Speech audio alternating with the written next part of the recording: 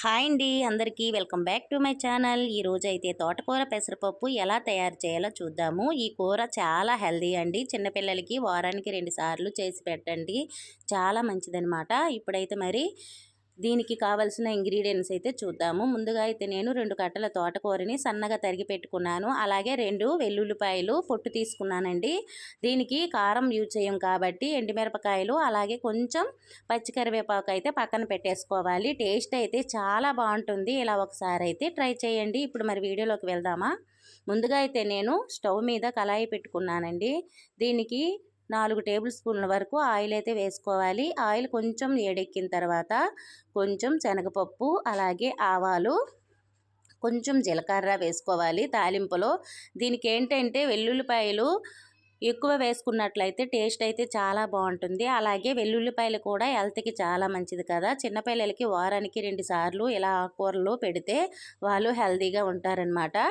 ఇప్పుడు తాలింపు గింజలు వేగిన తర్వాత దీనిలో మనం పొట్టు తీసుకున్న వెల్లుల్లిపాయలు ఎండుమిరపకాయలు కరివేపాకు వేసుకొని ఈ తాలింపు మంచి వాసన వచ్చే వరకు వేపుకోవాలండి. ఇది వేగినప్పుడు మనకి మంచి వాసన వస్తుందన్నమాట.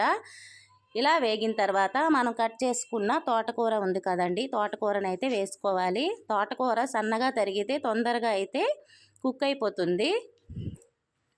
చూసారు కదా, ఇలా తోటకూర వేసుకున్న తర్వాత చక్కగా మూత పెట్టుకోవాలండి. చాలా బాగుంటుంది, అలాగే మంచిది కదా మన ఆరోగ్యానికి.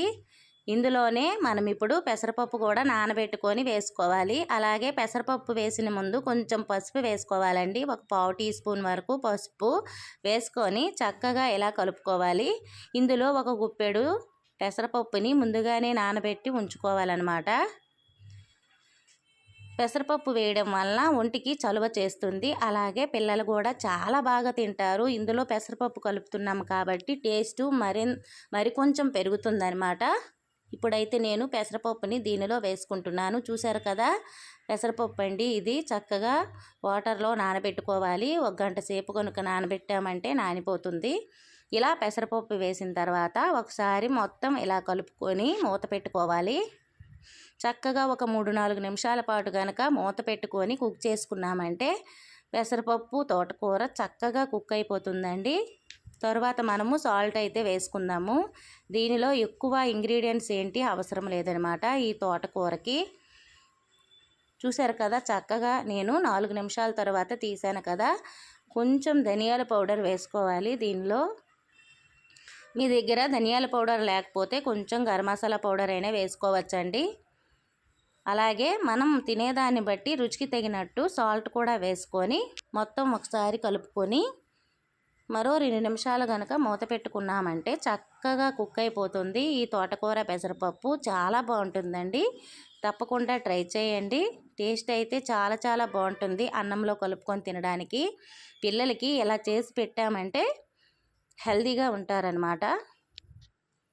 ఇక్కడ నేను 2 నిమిషాలు అయిపోయిన తర్వాత చూపిస్తున్నాను చూడండి. మొత్తం కూర అయితే రెడీ అయిపోయిందండి. చక్కగా అన్నంలో కలుపుకొని తింటే చాలా బాగుంటుందన్నమాట. పిల్లలకి ఇలా పెట్టండి, చాలా మంచిది ఒంటికి. అలాగే పెసరపప్పు వేసాం కాబట్టి చలువ కూడా చేస్తుంది. కూర అయితే రెడీ అయిపోయిందండి. చూసారు కదా, అలాగే కొంచెం వాటర్ ఉందని మరి కొంచెం సేపు నేనైతే కుక్ చేసుకుంటున్నాను. ఇలా అనమాట దగ్గరగా ఉడికిపోయింది. చూసారు కదా, కర్రీ అయితే రెడీ అయిపోయిందండి. ఎంత బాగుంది చూసారా. ఇలా వేడివేడి అన్నంలోని కలుపుకొని తిన్నామంటే టేస్ట్ చాలా బాగుంటుంది. తప్పకుండా ట్రై చేయండి. మీకు ఎలా కుదిరిందో కామెంట్ పెట్టండి. Thank you for watching.